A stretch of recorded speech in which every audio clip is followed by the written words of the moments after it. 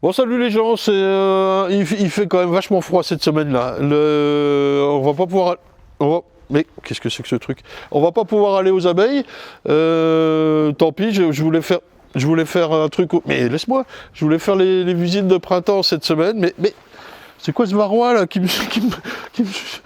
Oh Renaud! Bonjour Renaud! Il en peut plus, ça y est, il est cuit. Bon, je vous présente Renaud les gens, c'est mon saisonnier de cette saison. Dis bonjour Renaud. Bonjour les gens. Comment? Bonjour les gens. Voilà. Donc il a beaucoup d'humour, on devrait bien rigoler. Mais là on rigole pas parce qu'il fait froid, hein? Donc on peut rien faire. Renaud est en train de tremper à l'huile de lin les nucléi. Alors ce sont les 12 4 ceux-ci. Je vais vous expliquer ça en fait. Petit épisode cette semaine pour vous dévoiler ma stratégie d'élevage. Parce que je reçois beaucoup de mails là-dessus en me disant « Tu devrais faire ci, tu devrais faire ça !» Mais j'essaie ce que je vais faire les gens. Tiens ben voilà, les nucléi sont là. Là-bas j'ai des O7. Je vais vous montrer ça. Et puis une petite minute théorique sur les cadres à mâles. Parce que c'est aussi beaucoup de questions que je reçois. Renaud, les cadres à mâles? C'est très bien. Bon, c'est pas gagné. Allez, c'est parti.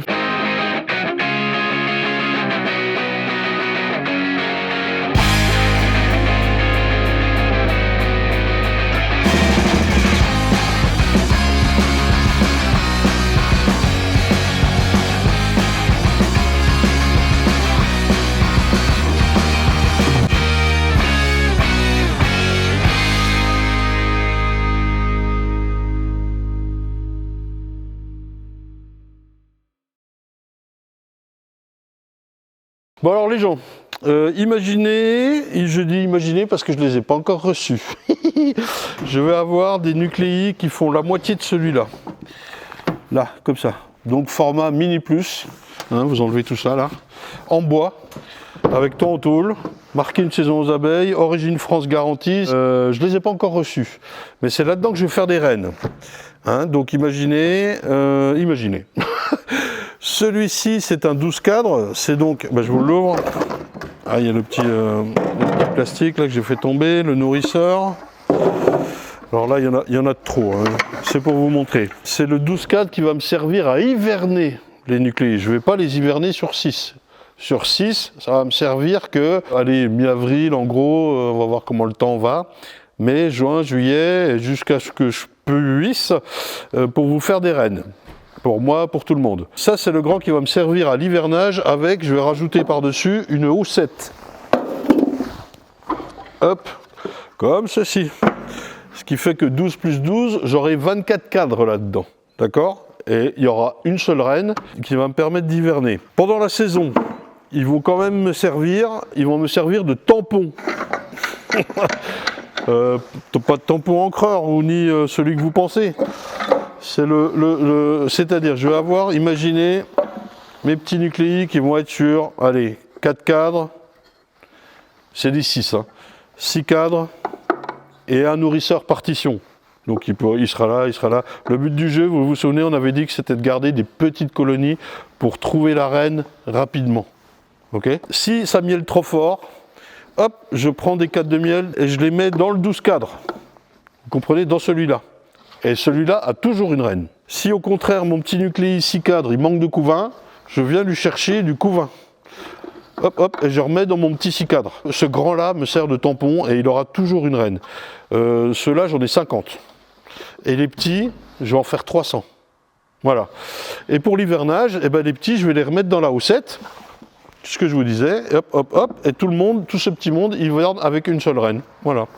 Qu'est-ce que je peux vous dire? Les différents types de cadres, le cadron droit, le cadron, ça c'est les vieux que j'avais là, le cadron emboîtable, droit emboîtable, qui me permet de le mettre en format hausse, tout comme ce cadre-ci, je vais y revenir, hein, qui est un cadre de hausse.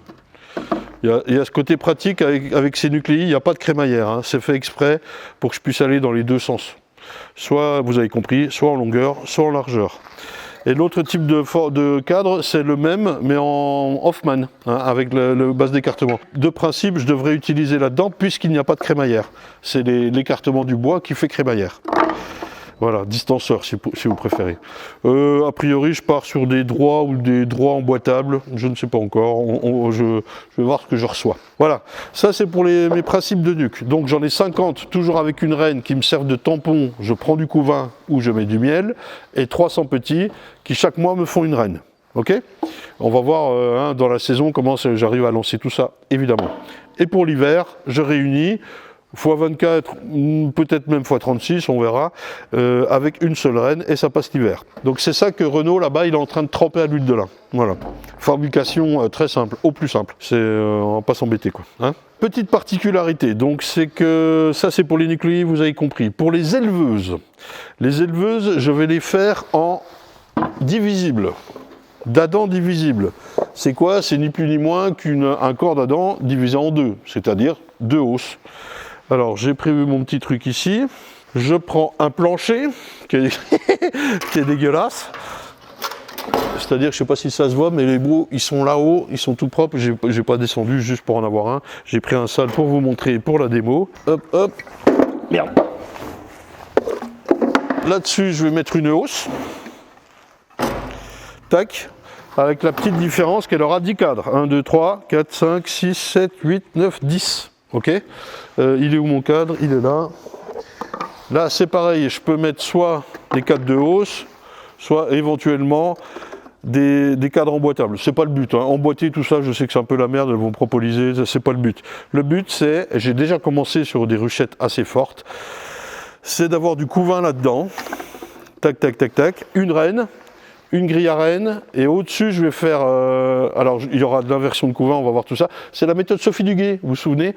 Donc imaginez qu'il y aura une deuxième hausse là au-dessus, et je vais mettre mes cadres de greffage, donc vous savez ce que c'est qu'un cadre de greffage, on le reverra, qui va me faire mes cellules là-haut.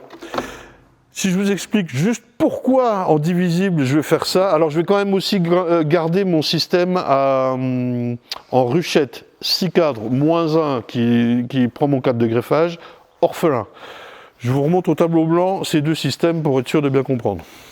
Putain, on a un petit rayon de soleil des fois, on y croit, on a envie d'y aller, et puis il fait 6 degrés quoi. Là dans l'Est, on n'est pas gâtés nous. Je sais que dans l'Ouest c'est un peu mieux, alors dans le Sud vous avez du vent peut-être, mais ça pète. Mais bon, là, ça coupe les jambes d'avoir ça à mi-mars alors qu'on partait fort. Bon, bref. Déjà, mes deux systèmes d'élevage, je voulais revenir là-dessus. Il y a... Hop, hop, hop. La ruchette. Je mets son petit toit. En 6 cadres. 6, ça veut dire quoi? J'en ai 3. 1, 2, 3. Je suis pas droit. 4. 5, aïe, aïe, aïe, aïe, aïe, 6, allez, vous avez compris. Hein. Donc en fait, là-dedans, il y a une belle colonie, et quand je dis belle, c'est belle, belle, belle, quoi, ça dégueule d'abeilles, les gens. Donc en fait, ma colonie, elle fait ça, hein. Elle prend tout le pli, là. Et ce que je fais, c'est que je viens enlever un cadre au milieu, en règle générale, ça peut être le 3, ça peut être le 5, voilà, peu importe. J'enlève ce cadre-là, alors il y a... C'est orphelin, hein, au fait, j'ai oublié de préciser. J'ai enlevé la reine quelques jours avant. Dans les 5 jours avant. Oui, 5 jours avant. Et il est orphelin, j'enlève un cadre, en général. Je vais plutôt enlever un cadre de rive, qui est souvent du miel. Elle se blinde de miel hein, quand il n'y a plus de reine. Et décaler le reste, ce qu'il faut, c'est avoir... Mais vous le savez, on l'a déjà vu 15 000 fois, quoi. Il faut pollen, miel, eau... Limite rajouter un petit peu d'eau dans quelques alvéoles, mais enfin, il faut qu'elles aient vraiment accès à de l'eau de bonne qualité. Et beaucoup, BCP, beaucoup de jeunes abeilles. Donc du couvain naissant.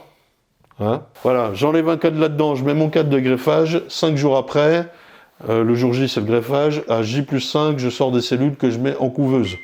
En saison, mois de mai, tout ça, c'est 95-100% de réussite. Qu'est-ce qui ne va pas là-dedans? C'est qu'il est orphelin. Il est dit que les colonies qui élèvent sans avoir de reine font des cellules moins prolifiques, je ne sais pas si c'est le mot, en tout cas, les reines qui ressortiront de ces cellules sont moins belles, moins grosses, je ne sais pas quoi. Ou à l'inverse, de dire, s'il y a une reine, les cellules qui sortent de là sont plus belles et les reines plus grosses, etc. Bon. C'est aussi peut-être la raison pour laquelle je veux faire du divisible. Alors ça, c'est une ruchette 6 cadres. Notre ruche, elle va être comme ça. Ça, c'est une ruche d'Adam 10 cadres. Je vous le mets. D'Adam 10 cadres, divisible. On est tous d'accord. Ah, voilà, elle est coupée en deux. Donc ça correspond à une hausse et une hausse. On est d'accord? Ma colonie là-dedans, alors il faut qu'elle soit encore plus belle, hein, on est d'accord. Il faut que ce soit gavé d'abeilles. Mais à la limite, alors, attendez, je vous la dessine. Hop là. Ça, c'est une belle boule d'abeilles. Hein, c'est Monsieur Patate. Voilà, le retour. Tiens, on peut le faire aussi ici. Si ça ne convient pas, on peut aussi partitionner. Vous vous souvenez, là, par exemple, mettre une partition ici, au-dessus, en dessous. Donc, c'est des cadres de hausse qu'il y a là-dedans. Alors, justement, tiens, je vais le noter parce que j'ai un truc à dire là-dessus. Cadre de hausse. Ma colonie là-dedans, elle prend tout l'espace et moi je vais changer de couleur peut-être. Je vais arriver avec mes cadres de greffage et je vais les mettre en pourtour. Alors pas, si j'ai mis une partition, je ne vais pas le mettre contre la partition. Mais je vais arriver là et là. Là, ça va être mes cadres de greffage avec mes petites cellules qui vont pousser. Pourquoi? Parce que ma colonie, elle aura tendance à faire des cellules ici, sur le pourtour de la sphère. Elle ne va pas faire des cellules ici en plein milieu. donc voilà le principe de la divisible. Le problème, donc, c'est qu'on a pour l'élevage. Le problème, c'est qu'on utilise des cadres de hausse, et moi, je dis qu'il faut faire très attention à ce que ces cadres, c'est pas très attention, mais ils vont contenir du couvain, il va rester des cocons. Le traitement, on ne sait pas encore comment on va le faire là-dedans, mais que ce soit ce que vous voulez. Moi, à mon avis, il ne faut pas que ça retourne dans le circuit du miel. C'est-à-dire que les cadres de hausse que j'alloue pour les éleveuses, pour faire du couvain et tout ça, ne verront plus jamais de miel qui ira à l'extraction. Je veux avoir un miel impeccable, qui n'ait pas un goût de cire ou de je sais pas quoi. Ce goût, on l'attrape en utilisant des vieux cadres qui ont contenu du couvain et tout. Et moi, je vous conseille vraiment de distinguer les deux. Vraiment. Voilà, ça c'est pour l'élevage. Donc on va faire ces deux systèmes cette année. Auparavant, je faisais que ça. Ça, c'est quand même extrêmement facile et pratique. Ça demande un peu plus de mise en place. Je suis déjà en train de faire construire des cadres de hausse. Alors, ils sont déjà construits.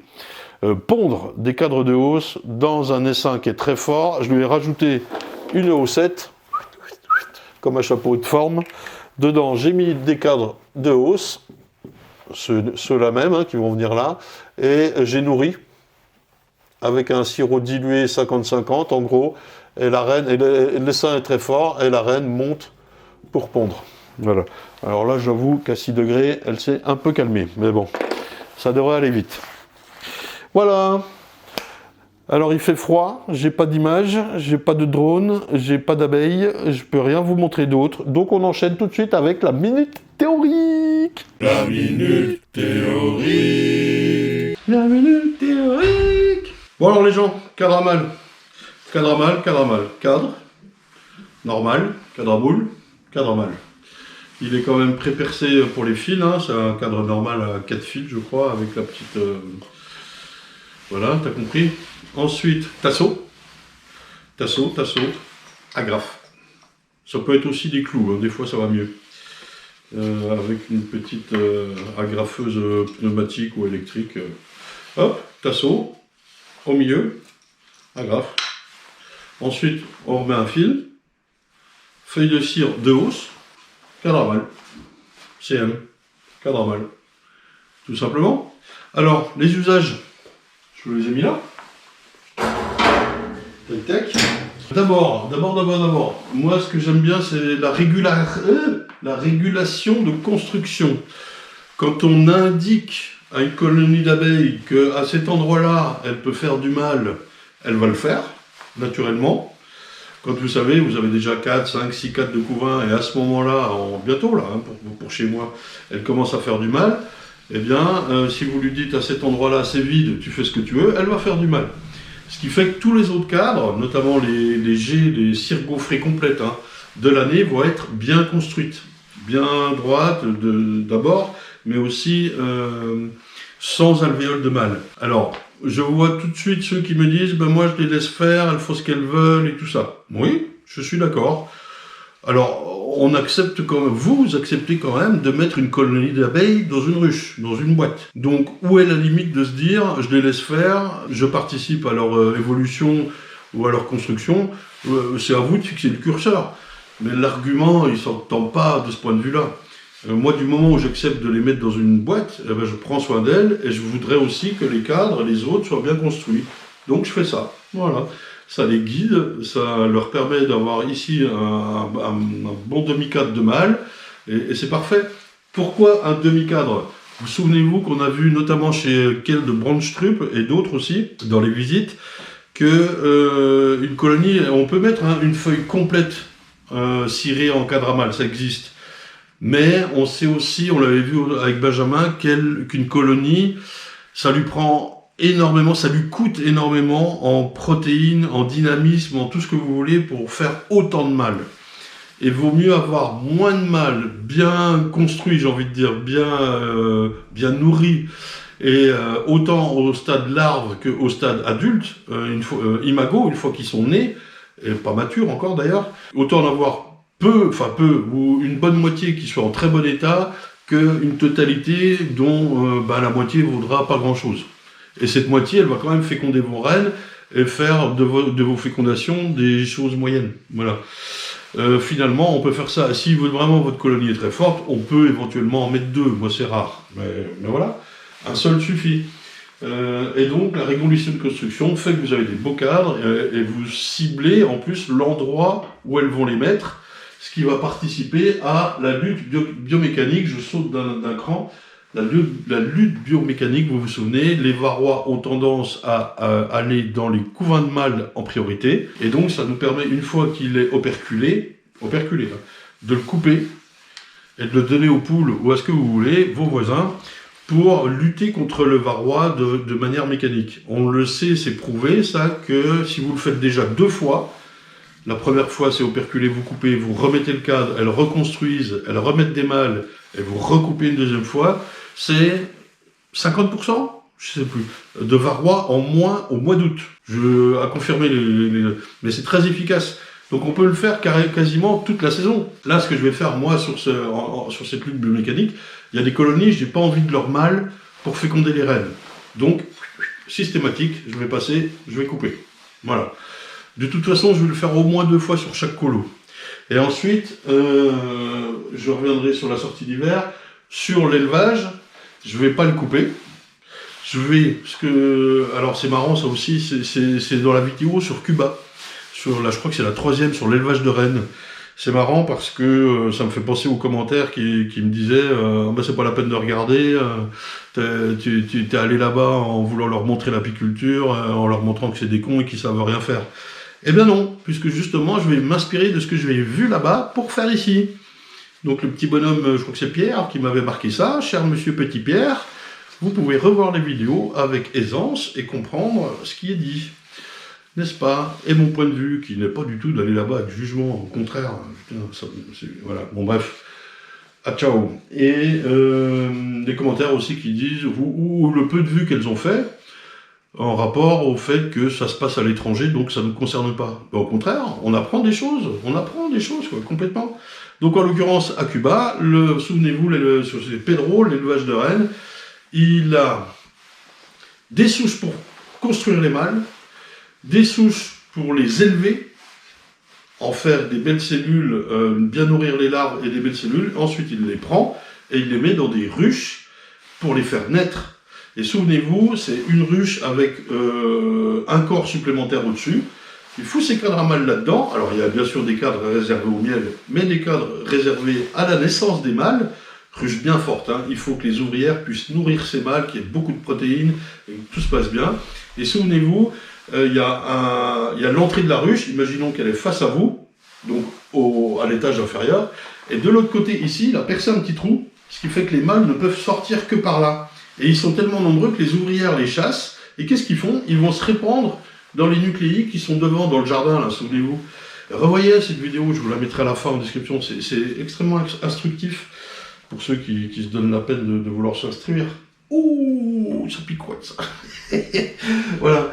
Donc moi je vais faire ça pour l'élevage. Les mâles que je veux garder, non seulement je vais avoir des ruches à mâles ici, mais avec un cadre, maxi 2, ça suffira jamais. Ce que je vais faire, donc, pour toutes les ruches dont les mâles m'intéressent, je vais aller prendre ce cadre à mâles une fois operculé et le mettre dans une ruche au niveau supérieur, soit deux hausses, soit un corps, pareil. C'est ça qui est bien, c'est que tout est standard. Ils vont naître là-dedans et se répandre dans les nucléos autour, parce que je vais faire un petit trou par derrière et tout ça. Oh, vous le verrez, on le fera en saison. Et le dernier usage que j'en fais, moi, c'est à la sortie d'hiver, nourrir, construire. Là, je suis passé, juste avant le coup de froid qui nous oblige à rester enfermés cette semaine, je suis passé, et dans toutes les colonies, j'ai mis un cadre à mâle, construit avec du miel, que j'ai gardé de l'année d'avant, et vide en dessous, ce qui fait que si elles ont faim, elles mangent le miel. Si au contraire ça bourre ou je me fais un peu dépasser par le temps quand le soleil revient ou quoi, elles ont de la place pour construire. Ça, comme elles sont sur 6 ou 7 cadres, j'ai juste décalé la partition et mis le cadre à mâle. Et ça m'évite qu'elles construisent au-delà de la partition, ou même, si j'ai encore le nourrisseur à l'envers pour certaines, qu'elles construisent au-dessus. Vous savez, ça arrive aussi fréquemment. Et c'est parfait, ça les nourrit ou ça leur donne de l'espace. Tout ça en un cadre. Formidable. Le seul petit point noir, c'est qu'il faut faire attention au miel qu'on leur donne. Vous savez que le miel est vecteur de maladies, notamment de la loque. Si vous n'êtes pas sûr du sanitaire de vos colonies, ne le faites pas. Mais très honnêtement, en faisant attention, en renouvelant ses cadres, en étant propre sur la désinfection des ruches et propre en général, il n'y a pas de problème. Voilà. Intéressant le cadre à mâle, n'est-ce pas ? Voilà, alors c'était la petite minute théorique là-dessus. Je ne sais pas, alors là ça vous fait un petit épisode je crois. Je pense qu'on va être aux alentours des 15 minutes. Je voudrais bien vous parler également du calendrier d'élevage. On m'en a proposé certains sur format XL où vous savez, vous rentrez la date et ça vous dit votre date de greffage et ça vous donne les dates à laquelle la cellule émerge, enfin la reine émerge, à laquelle elle se fait féconder et tout ça. J'ai toujours un petit truc, soit ils sont trop compliqués, soit pas mal faits, mais il y a des indications qui n'ont pas lieu d'être, ou au contraire il en manque. En fait j'ai très envie d'en refaire, et d'en refaire deux, un simple et un compliqué.